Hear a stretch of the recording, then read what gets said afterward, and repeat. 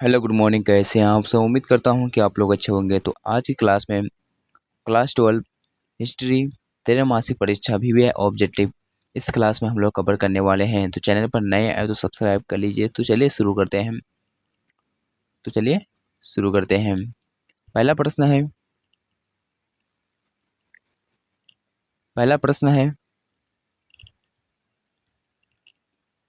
पुराण का मुख्य विषय क्या है? ऑप्शन है राजाओं का इतिहास, ऑप्शन है धार्मिक कथाएं, ऑप्शन सी है व्यापार का वर्णन, ऑप्शन डी है वैज्ञानिक तथ्य। तो पहला प्रश्न का ऑप्शन बी जो होता है, पुराण का मुख्य विषय क्या है? तो धार्मिक कथाएं है। ऑप्शन इसका बी से है पहला प्रश्न का। दूसरा प्रश्न है यानी 2 नंबर प्रश्न है, अशोक का संबंध किस वंश से था? तो अशोक का संबंध जो होता है मौर्य वंश से था। ऑप्शन इसका बी से है। अशोक जो होता है मौर्य वंश का तीसरा राजा था। ठीक है। पहला अशोक वंश जो था, अशोक का संबंध किस वंश से था? तो मौर्य वंश से था। और मौर्य वंश के जो तीसरा राजा अशोक था। ठीक है ना। तो 2 नंबर का ऑप्शन बी से है। तीसरा नंबर प्रश्न है, मेगास्थनीज किसके दरबार में आया था? ऑप्शन है समुद्रगुप्त, ऑप्शन बी है हर्ष हर्षवर्धन, ऑप्शन सी है चंद्रगुप्त, ऑप्शन डी है बिंबिसार। तो मेगास्थनी जो होता है चंद्रगुप्त मौर्य के दरबार में आया था। ठीक है ना। तो इसका ऑप्शन सी से है।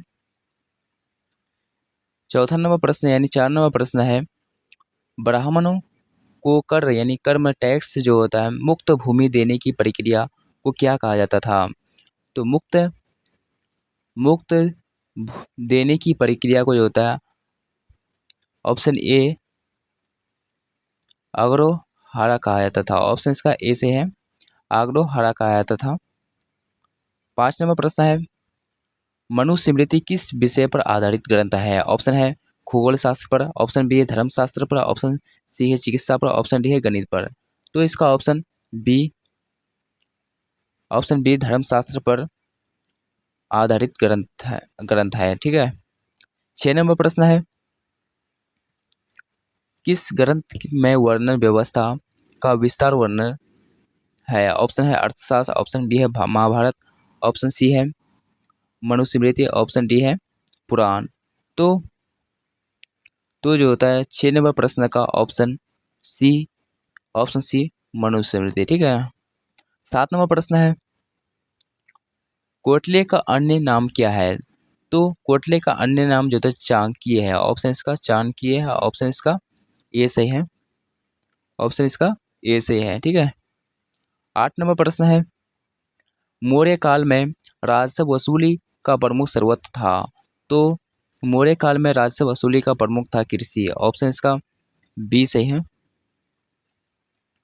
अगला प्रश्न यानी 9 नंबर प्रश्न है, निम्न में से कौन सा ग्रंथ एक महाकाव्य नहीं है?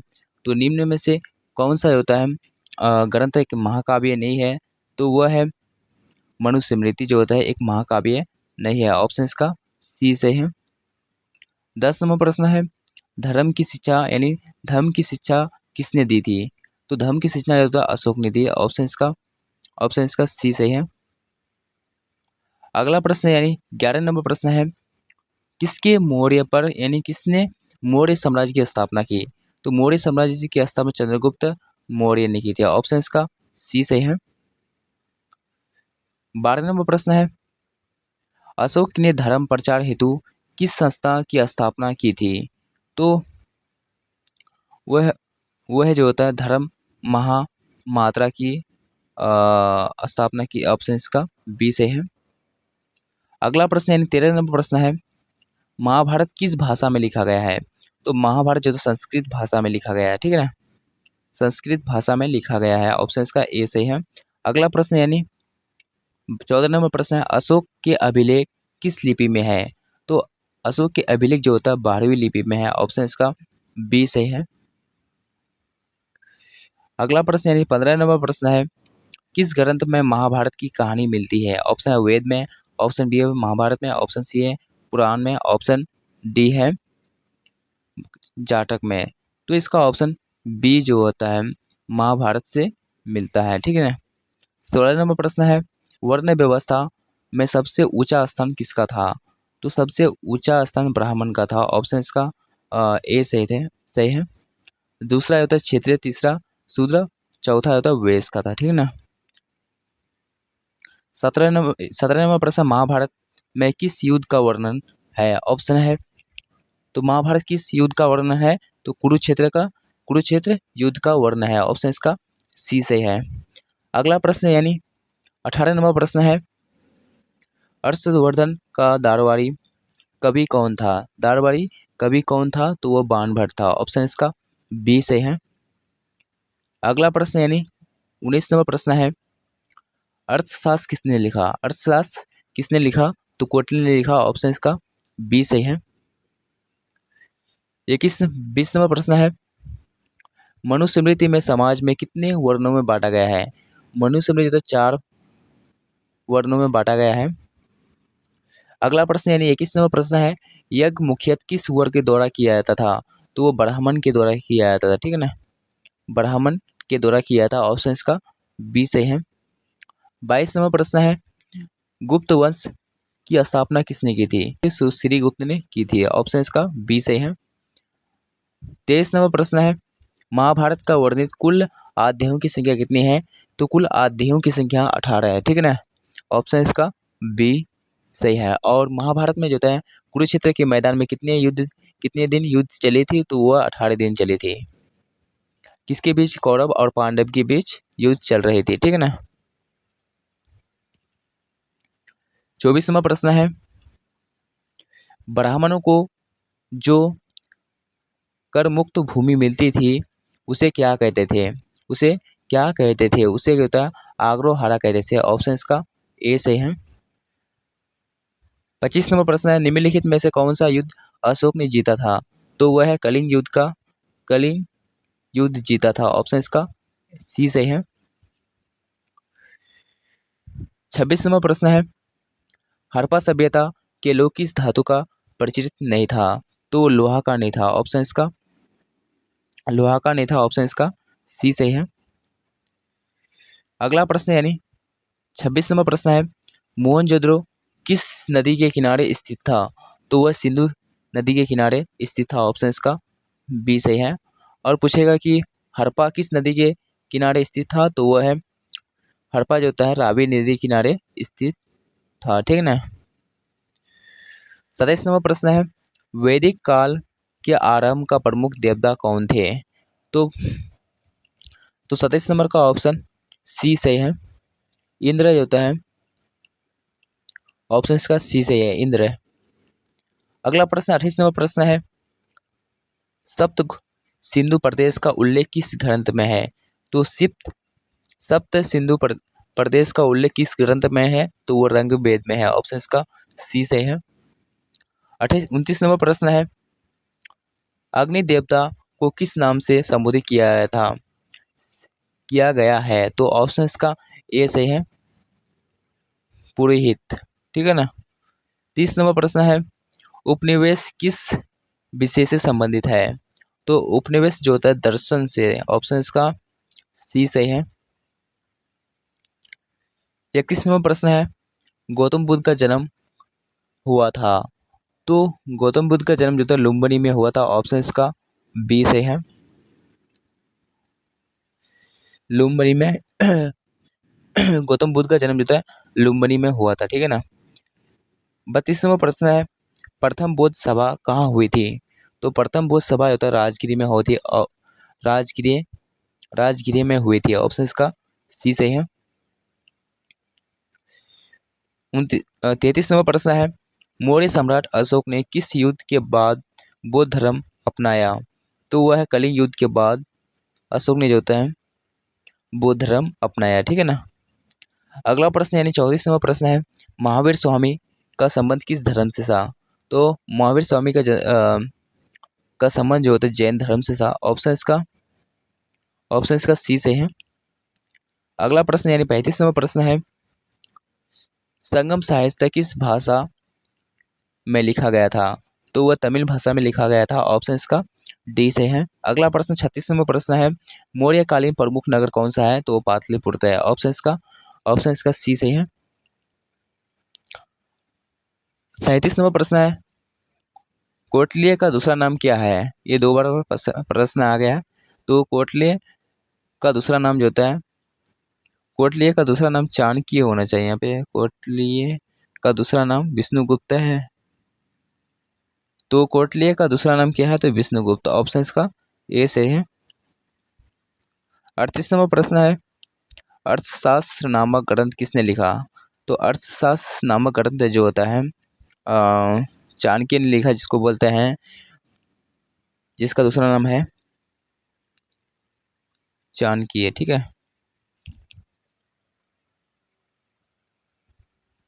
चाणक्य ने लिखा। ठीक है ना। चाणक्य का दूसरा नाम क्या है? कमेंट में जरूर बताइए। सांची स्तूप किसने किसने बनवाया था? तो सांची स्तूप जो होता है अशोक ने बनवाया था। ऑप्शन इसका ए सही है। बौद्ध धर्म पुस्तकों को क्या कहा जाता था? तो बौद्ध धर्म के पुस्तकों को जो होता है त्रिपिटक कहा जाता था। ऑप्शन इसका बी से है। अगला प्रश्न है, यानी 41 नंबर प्रश्न है, गुप्त काल का सबसे महान राजा कौन था? तो गुप्त काल का सबसे महान राजा था समुद्रगुप्त। ऑप्शन इसका ए सही है। अगला प्रश्न यानी 42 नंबर प्रश्न है, इलाहाबाद परिस्थिति किसने लिखी? तो इलाहाबाद परिस्थिति जो होता है हरिसेन ने लिखी थी। ऑप्शन इसका डी सही है। 43 नंबर प्रश्न है, गुप्त काल में कौन सी लिपि प्रचलित थी? तो गुप्त काल में सबसे प्रचलित बाह्य लिपि थी। ऑप्शन इसका ए सही है। ऑप्शन इसका ए सही है। 44 नंबर प्रश्न है, गुप्त काल को क्यों स्वर्ण युग कहा जाता था? क्योंकि साहित्य साहित्य कला एवं साहित्य कला विज्ञान उन्नति के कारण जो होता है गुप्त काल को स्वर्ण युग काल कहा जाता था। ठीक है ना। अगला प्रश्न यानी 45 नंबर प्रश्न है,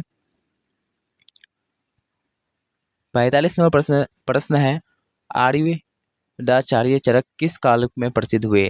तो वो गुप्त काल में प्रसिद्ध हुए। ऑप्शन इसका बी सही है। अगला यानी 46 नंबर प्रश्न है, हर्षचरित के लेखक कौन थे? हर्षचरित के लेखक जो था बाणभट्ट। ऑप्शन इसका बी सही है। 47 नंबर प्रश्न है, नालंदा विश्वविद्यालय की स्थापना किसने की थी? तो नालंदा विश्वविद्यालय की स्थापना जो होता है कुमार गुप्त ने की थी। ऑप्शन इसका कुमार गुप्त ने की थी। ऑप्शन इसका बी सही है। अगला प्रश्न यानी 48वां प्रश्न है, फायान किस देश का फायान किस देश से भारत आया था? तो फायान जो होता है चीन से भारत आया था। ठीक है ना। ऑप्शन इसका ए सही है। यानी 49वां प्रश्न है, हिंग हिंग सॉन्ग किसके शासनकाल में भारत आया था? तो हिंग सॉन्ग जो था हर्षवर्धन, यानी ऑप्शन इसका सी सही है। 50वां प्रश्न है, हर्ष हर्षवर्धन जो होता है की राजधानी कौन सी थी? हर्षवर्धन की राजधानी कौन सी थी? तो कन्नौज थी। ऑप्शन इसका कन्नौज थी। ऑप्शन इसका होता है सी सही है। ये सब जितना भी प्रश्न है करवा रहे हैं VBI ऑब्जेक्टिव क्वेश्चन है। ठीक है ना। अगर अगर आप इस क्लास को कर लेते हैं तो आप त्रैमासिक की परीक्षा में क्वेश्चन को देखने को मिलेगा यहाँ से। और यहाँ से जो होता है 2026 में 2026 में एग्ज़ाम फाइनल एग्जाम में भी ये प्रश्न को देखने को मिलेगा। ठीक है ना। अगला प्रश्न यानी 51 नंबर प्रश्न है, बख्तियार खिलजी ने किस विश्वविद्यालय में नष्ट किया था? तो वह जो होता है नालंदा विश्वविद्यालय को जो होता है नष्ट किया था। ऑप्शन इसका बी सही है। अगला प्रश्न ये होता है, दिल्ली सल्तनत की स्थापना कब हुई थी? तो दिल्ली सल्तनत की स्थापना 1206 ईस्वी में, यानी ईसा ईस्वी में जो होता है स्थापना हुई थी। अगला प्रश्न यानी कुतुब मीनार का निर्माण किसने शुरू किया था? तो कुतुब मीनार का निर्माण जो होता है कुतुबुद्दीन ऐबक। ऑप्शन इसका ए सही है। कुतुबुद्दीन ऐबक जो होता है कुतुब मीनार का निर्माण शुरू किया था। 54 नंबर प्रश्न है, अलाउद्दीन खिलजी ने किस उद्देश्य से बाजार नियंत्रण व्यवस्था लागू किया था? तो वह है ऑप्शन सी, युद्ध के लिए सेना तैयार करने हेतु। ऑप्शन इसका सी सही है। 55 नंबर प्रश्न, तुगलक वंश के संस्थापक कौन थे? तुगलक वंश के संस्थापक कौन थे? तो वो है ऑप्शन ए यानी गियासुद्दीन तुगलक थे। ठीक है ना। 56 नंबर प्रश्न है, विजयनगर साम्राज्य की स्थापना किसने की थी? तो विजयनगर साम्राज्य की स्थापना जो है हरिहर और भुक्का ने की थी। ऑप्शन इसका ए सही है। अगला प्रश्न यानी 57 नंबर प्रश्न है, बहमनी साम्राज्य की स्थापना कब हुई थी?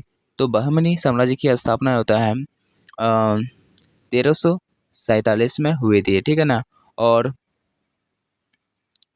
1347 में हुई थी। और इसका होता है बाबर का 58वां प्रश्न है, बाबर का भारत में आगमन कब हुआ था? तो आगमन जो होता है 1526 में हुआ था। ठीक है ना। ऑप्शन इसका सी सही है। 59 नंबर प्रश्न है, पानीपत की पहली लड़ाई किसके बीच हुई थी? तो पानीपत की पहली लड़ाई जो है बाबर और इब्राहिम लोदी के बीच हुई थी। ऑप्शन इसका बी सही है।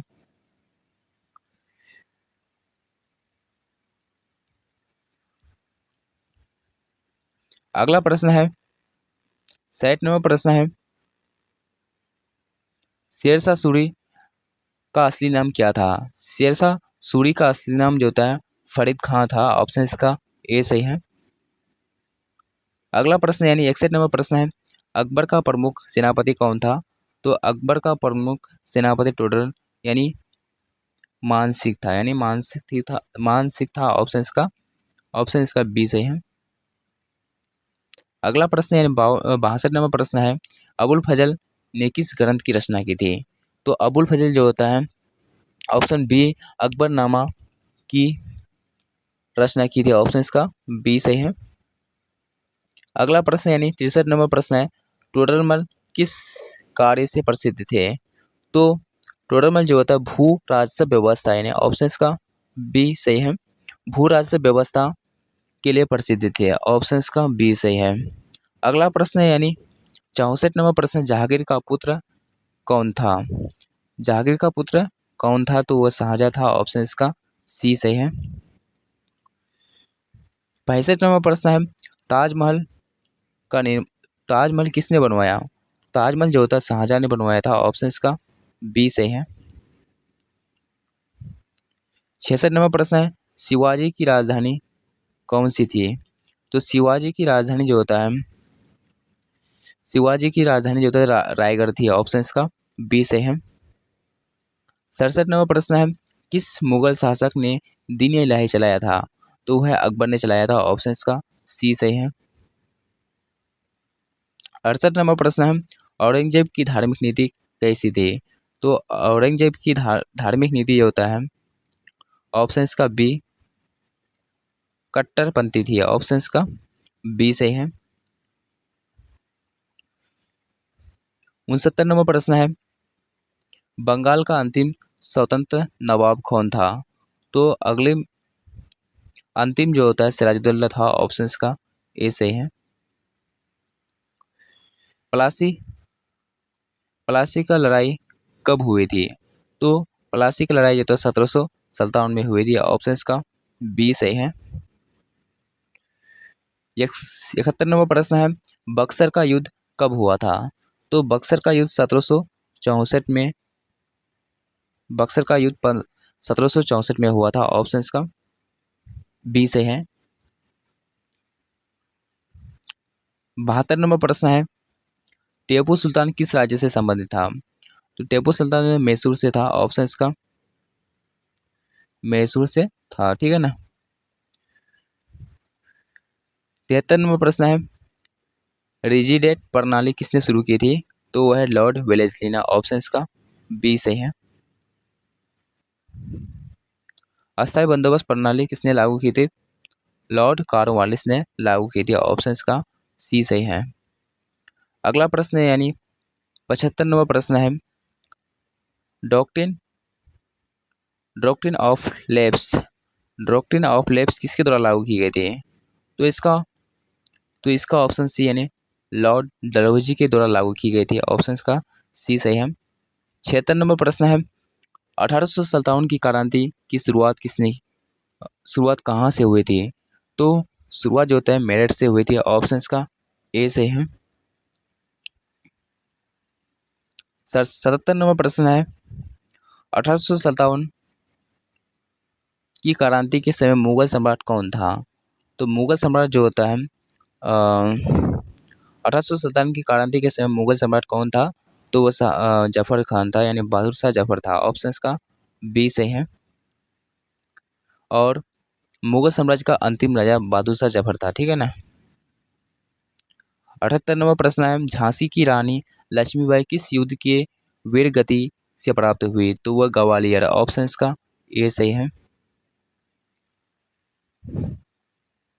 79 नंबर प्रश्न है, भारतीय राष्ट्रीय कांग्रेस की स्थापना कब हुई थी? तो भारतीय राष्ट्रीय कांग्रेस की स्थापना 1885 में हुई थी। ऑप्शंस का बी सही है। अगला प्रश्न है, यानी 80 नंबर प्रश्न है, 80 नंबर प्रश्न है, भारतीय राष्ट्रीय कांग्रेस के पहले अध्यक्ष कौन थे? तो भारतीय राष्ट्रीय कांग्रेस के पहले अध्यक्ष WC बनर्जी थे। ऑप्शन इसका डी सही है। 81 नंबर प्रश्न है, बंग भंग कब हुआ था? बंग भंग जो होता है 1900 जो होता है 5 में हुआ था, ठीक है ना। 1905 में हुआ था।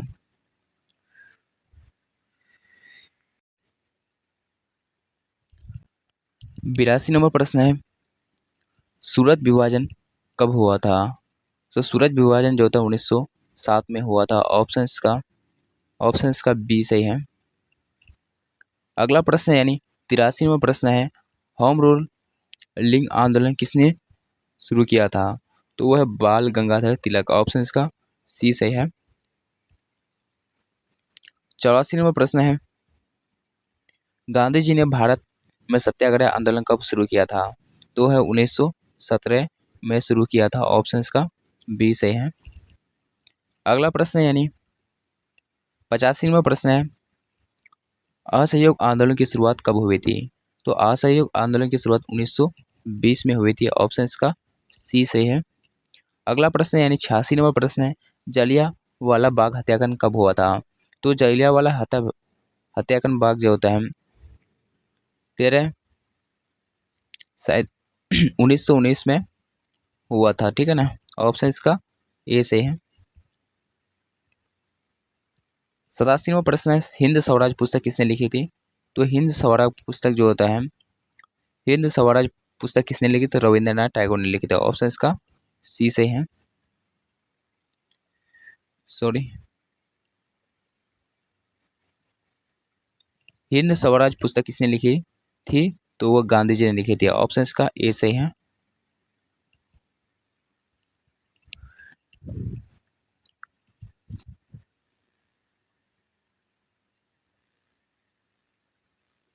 अठासी नंबर प्रश्न है, भगत सिंह की फांसी की भगत सिंह की फांसी कब हुई थी? तो भगत सिंह की फांसी की सजा होता है 1931 में हुई थी। ऑप्शन इसका सी सही है। 89 नंबर प्रश्न है, नमक सत्याग्रह की शुरुआत गांधी जी ने कहाँ किससे की थी? तो वह है ऑप्शन इसका ए, साबरमती दांडी यात्री से। ऑप्शन इसका ए सही है। 90 नंबर प्रश्न, भारत छोड़ो आंदोलन कब शुरू हुआ था? तो भारत छोड़ो आंदोलन 1942 को शुरू हुआ था। ऑप्शन का 1942 को में शुरू हुआ था। ऑप्शन का सी सही है। 91 प्रश्न है, करो या मरो का नारा किस आंदोलन में दिया गया था? तो वो भारत छोड़ो आंदोलन में दिया गया था। ऑप्शन का होता है बी सही है। अगला प्रश्न, यानी 92 प्रश्न, सुभाष चंद्र बोस ने आजाद हिंद फौज कब बनाई थी? तो 1943 में बनाई थी। ऑप्शन का सी सही है। 93 प्रश्न, भारत का अंतिम वायसराय कौन था? तो वह है लॉर्ड माउंटबेटन। ऑप्शन का ए से है। 95 प्रश्न है, 94 प्रश्न, भारत का स्वतंत्रता कब मिली? तो 15 अगस्त जो होता है 15 अगस्त 1947 को मिली थी, ठीक है ना। अगला प्रश्न, यानी 95 प्रश्न है, भारत का संविधान कब लागू हुआ था? तो भारत का संविधान 26 जनवरी 1950 को लागू होता। ऑप्शन इसका सी सही है। 96 प्रश्न है, पाकिस्तान की स्थापना कब हुई थी? पाकिस्तान की स्थापना किसने की थी? मोहम्मद अली जिन्ना ने। ऑप्शन इसका ए सही है। 97 भारत संविधान सभा के अध्यक्ष कौन थे? तो डॉक्टर राजेंद्र प्रसाद। ऑप्शन इसका ए सही है। अगला प्रश्न यानी 80 नंबर प्रश्न है, भारतीय संविधान निर्माता कौन माने जाते हैं? तो वह भीमराव अम्बेडकर। ठीक है, ऑप्शन इसका भीमराव अम्बेडकर। ऑप्शन इसका सी सही है। अगला प्रश्न यानी 99 प्रश्न है, पूर्ण स्वराज प्रस्ताव कब पारित हुआ था? तो ऑप्शन इसका सी से है, लाहौर अधिवेशन। ठीक है, इस सेशन का लास्ट प्रश्न है, महात्मा गांधी की हत्या कब हुई थी? तो 30 जनवरी 1948 को। ऑप्शन इसका सी से है। आई होप कि ये क्लास आप लोगों को अच्छा लगा होगा। अगर चैनल पर नए हैं तो सब्सक्राइब कर लीजिए। जितने भी अगर 2026 में फाइनल एग्जाम देना चाहते हैं, फाइनल एग्जाम में जो होता है यहाँ से जरूर प्रश्न आएगा। ठीक है ना, यहाँ से जरूर प्रश्न आएगा। तो जितना भी ऑब्जेक्टिव करवाए तो वो सबको याद कर लीजिएगा। तो चैनल पर नए हैं तो सब्सक्राइब कर लीजिए। मिलते हैं अगले वीडियो में, तब तक के लिए जय हिंद।